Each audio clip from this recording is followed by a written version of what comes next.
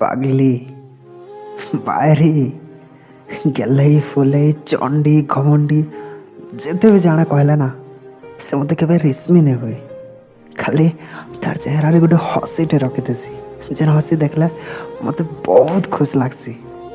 ହେତେ ବି କିଏ କାହାକେ ଭଲ ପାଏସନ୍ କେ ସେ ମୋର୍ ସାଙ୍ଗେ ଦିନେ କଥା ନାଇଁ ହେଲେ କାହାର ସାଙ୍ଗେ ବି ଠିକ୍ ସେ କଥା ନାଇଁ ହୁଏ।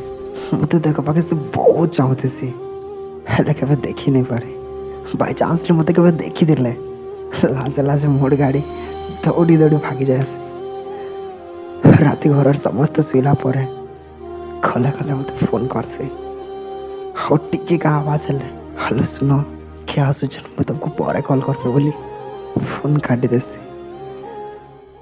ସେ ଜାଣିଛେ ଆମେ ଦୁଇ ଜଣ ଗୋଟେ ନାଇଁ ହେଇପାରୁ ବୋଲି ଫିର୍ ବି ସେ ମୋତେ ବହୁତ ଭଲ ପାଏସି ବହୁତ।